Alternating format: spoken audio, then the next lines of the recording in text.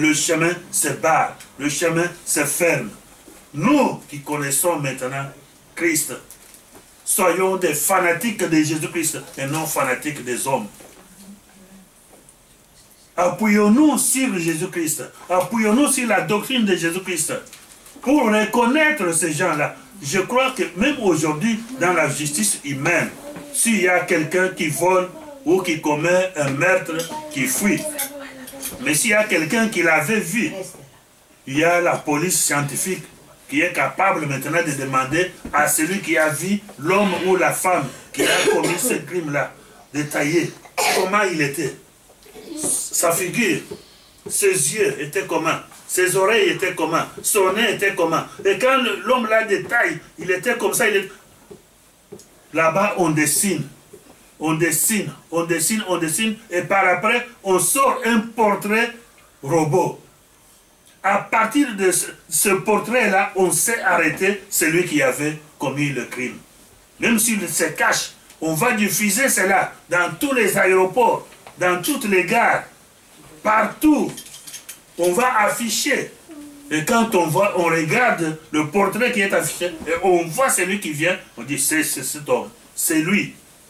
Et il y a beaucoup de gens qui ont été arrêtés à cause des portraits robots. Donc, si nous avons aussi des portraits robots dans la Bible.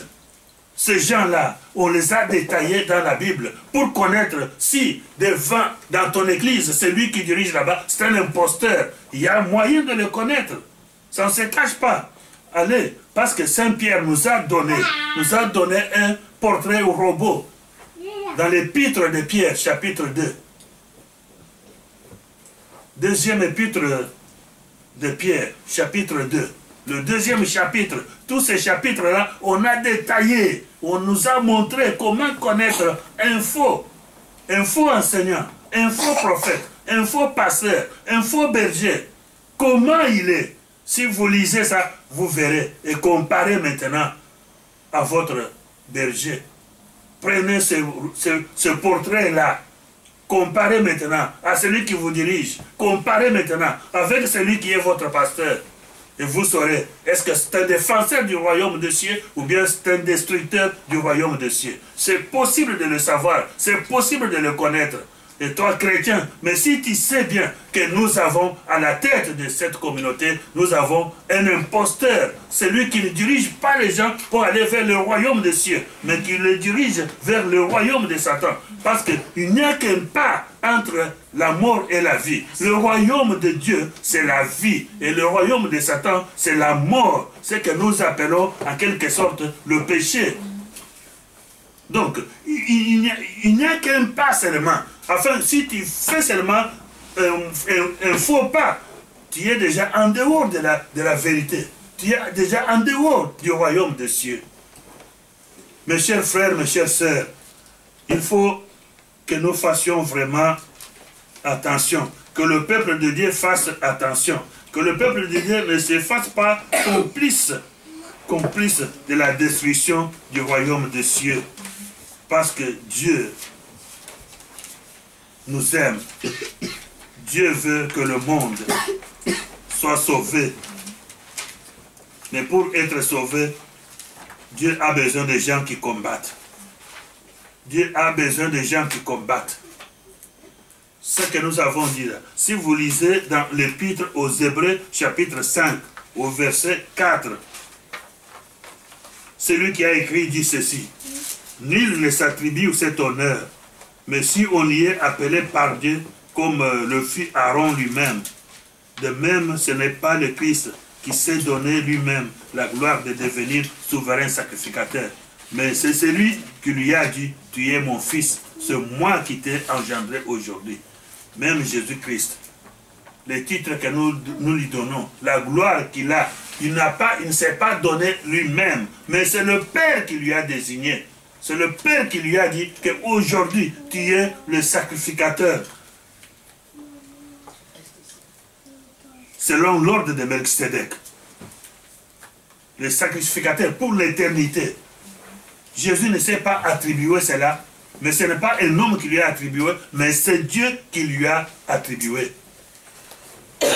quand les hommes s'attribuent maintenant des titres, s'attribuent maintenant sans qu'il y ait le témoignage de Dieu lui-même, sans que Dieu lui-même puisse parler, on prend des décisions dans l'église sans même consulter Dieu, sans même donner la parole à Jésus-Christ.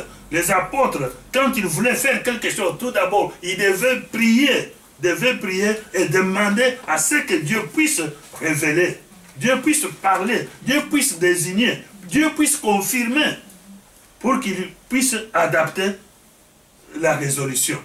Mais aujourd'hui, ce que nous faisons, c'est le contraire. Ce qui se fait dans des églises, c'est le contraire.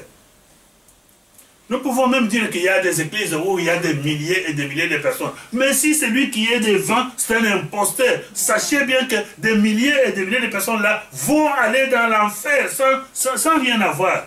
On ne cache pas, on ne cache rien. Si vous suivez à l'aveuglette, vous suivez vraiment aveuglément celui qui est devant vous, sachez bien que vous allez dans une mauvaise direction. La parole de Dieu nous dit aussi ceci. Toujours dans le livre des Hébreux. Chapitre 13, verset 7. Épître aux Hébreux, chapitre 13, verset 7. L'évangéliste dit ceci. Souvenez-vous de vos conducteurs qui vous ont annoncé la parole de Dieu. Considérez l'issue de leur vie et imitez leur foi. Souvenez-vous de vos conducteurs qui vous ont annoncé la parole de Dieu. On ne vous dit pas de mépriser vos conducteurs. On ne vous dit pas de mépriser vos pasteurs. Mais souvenez-vous d'eux. Respectez-les. Mais, il continue, considérez l'issue de leur vie. Dans d'autres versions, on dit, considérez la fin de leur vie.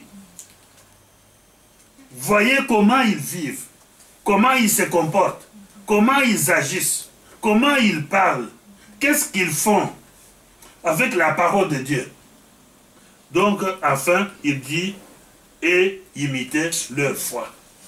Imitez leur foi.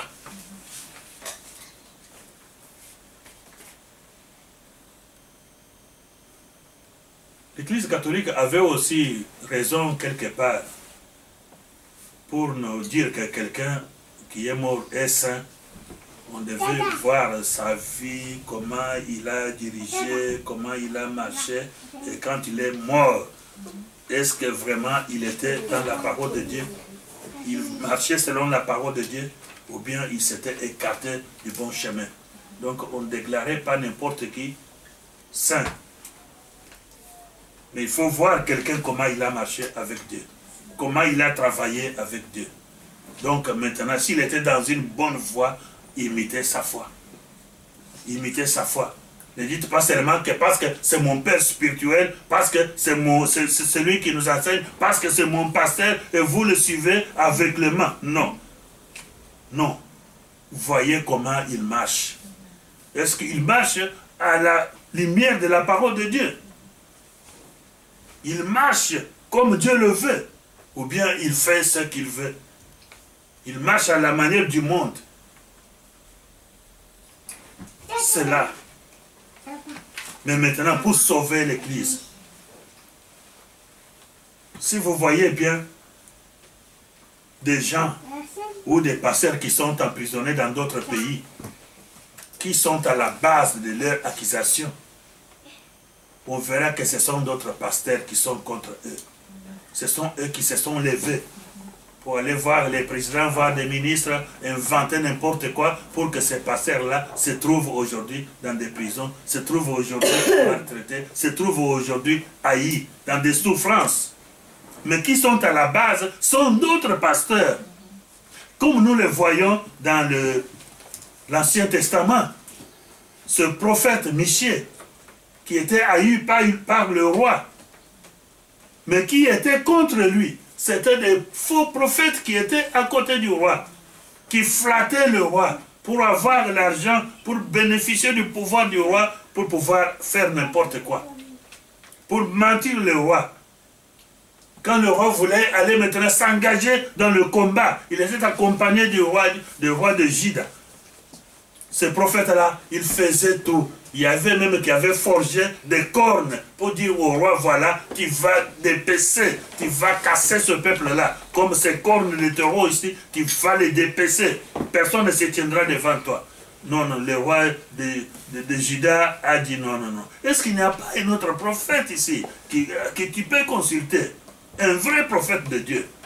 Le roi a dit, oui, il y a un prophète. Mais cet homme-là, toujours, il dit des choses contre moi. Il prophétise contre moi. Donc, le roi savait que tous ceux qui étaient à ses alentours, qui l'entouraient, n'étaient pas des vrais hommes de Dieu.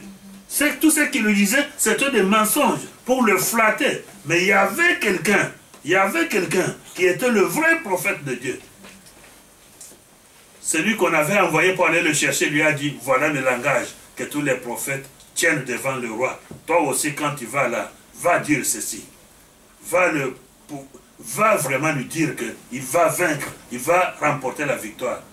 Le prophète, pour la première fois, a voulu suivre ce qu'on lui avait dit. Il a dit au roi, va, tu vas remporter la victoire.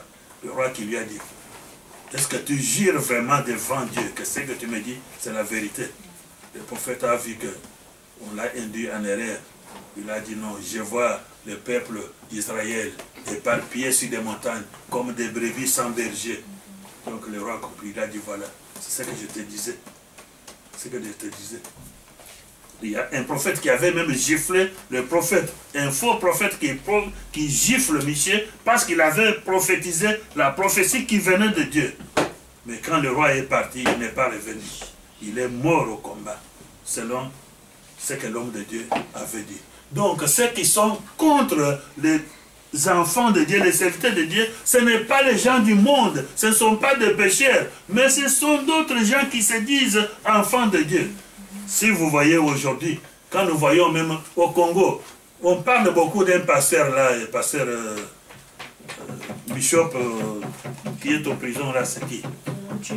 Cotino. Mais on dit que ce sont des pasteurs qui étaient à l'entourage du président, qui sont à la base de l'emprisonnement de ce bishop-là. Mais ce n'est pas le monde, ce n'est pas les pécheurs du monde qui sont allés l'accuser, mais ce sont des serviteurs de Dieu. C'est pourquoi nous disons que ceux qui combattent l'Église, ceux qui combattent le royaume de Dieu, sont ceux qui se disent serviteurs de Dieu. Il n'y a que ceux qui sont dans l'Église qui combattent l'Église. Comme on dit, en Tchoulouba, je ne sais pas comment je peux traduire ça. Donc, l'insecte qui peut ronger, la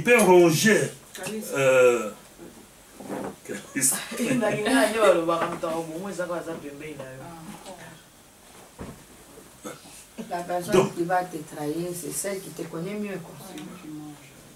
Pour pouvoir avoir Jésus, il a fallu qu'il y ait la complicité de quelqu'un qui était à côté de lui. Quelqu'un qui était apôtre, quelqu'un qui était comme un ministre sur qui Jésus comptait. Parce que lui-même, il dit, David avait dit cela des centaines d'années avant, que mon ami intime, celui qui mange mon pain, a levé son talon contre moi. Donc, l'apôtre de Jésus s'est associé avec des scribes, avec des pharisiens, avec des sacrificateurs, des grands sacrificateurs pour condamner Jésus à la mort. Donc aujourd'hui, ceux qui détruisent l'Église, c'est ceux qui sont dans l'Église. C'est ceux qui sont à la tête de l'Église. Nous ne pouvons pas dire que ce sont des païens, non. Des païens, ils vivent dans le péché. Mais ceux que l'Église, on les appelle pour qu'ils puissent venir à l'Église, qu'ils puissent venir à Dieu pour avoir le salut. Nous ne pouvons pas dire qu'ils combattent l'Église, non. Ceux qui combattent l'Église, c'est ceux qui sont dans l'Église. C'est ceux qui dirigent les brebis de Dieu. Ceux qui sont là comme des gouvernements et des gouvernants, mais qui veulent gouverner comme le monde. Qui veulent utiliser les méthodes du monde. La tyrannie, la dictature. Il ne faut pas tyranniser le peuple de Dieu. Laissez le peuple de Dieu libre. Montrer le chemin, le vrai chemin. La vraie vie des enfants de Dieu. On ne peut donner que ce que l'on a. C'est pourquoi, si vous avez un pasteur qui se conduit mal, c'est que tous les fidèles qui les suivent, ils vont aussi suivre son exemple. Ils vont aussi se conduire mal. S'ils ne se réveillent pas, si ce ne sont pas des gens qui lisent la parole de Dieu et qui sont fidèles à la parole de Dieu, qui se font vraiment des fanatiques de Jésus-Christ et non les fanatiques des pasteurs.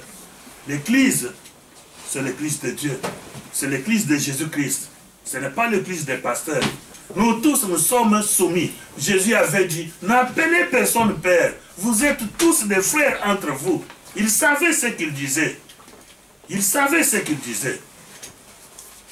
Donc, la mission que nous avons, c'est la mission de reconstruire ce qui a été détruit, ce qui a été renversé. Mais c'est un travail dur. C'est un travail dur et qui demande le courage, qui demande la persévérance, qui demande d'aller de l'avant et de ne pas reculer, de ne pas avoir peur de la mort, de ne pas avoir peur des calomnies, avoir peur de quoi que ce soit. Mais c'est pour le royaume de notre Père, le royaume de notre Dieu, afin que ces gens-là, que ceux qui se sont égarés loin, puissent revenir aussi à Dieu. Dieu les aime, Dieu les appelle jour et nuit. Quand nous voyons parmi les lettres qui sont envoyées aux églises, il y a un à qui Jésus disait, tu te dis que tu es vivant mais tu es mort. Celui qui était mort, ce ne sont pas des chrétiens. C'est l'ange de cette église-là qui prétendait être vivant. Mais Jésus lui disait, tu es mort, mais répands-toi. Répands-toi. Répands-toi. Et ces paroles peuvent aussi aider aussi des dirigeants de notre temps, aux églises de ce temps ici. Il y a beaucoup de gens qui croient et qui sont vivants, mais ils sont morts. Nous savons bien que des morts sont des gens qui sont en dehors de Jésus-Christ, en dehors de Dieu. Mais s'il y a maintenant ceux qui se disent être en Dieu et être mort, vraiment, où se trouve la mort? Elle est en dehors de Dieu ou bien la mort est en Dieu? Où se trouvent les vivants? Nous savons que notre Dieu, c'est un Dieu de vivants. Il n'est jamais le Dieu des morts. Mais si toi tu es mort, tu dis que c'est ton Dieu, c'est faux, tu te trompes. Les agissements là sont des agissements des gens morts, des esprits morts. Hein? Tout ce que tu fais, tu te comportes, tu es déjà mort. Tu n'es pas vivant. Mais ce que Dieu veut, que l'Église revienne maintenant à l'amour, au premier amour. Les gens qui constituent l'Église, ce sont des gens rachetés. C'est le peuple de Dieu, c'est le peuple sanctifié, c'est le peuple élu, c'est le peuple choisi et c'est le peuple établi, c'est le peuple digne de former le royaume des cieux, d'entrer dans le royaume de Dieu. Si nous sommes là aujourd'hui, c'est pour le royaume des cieux.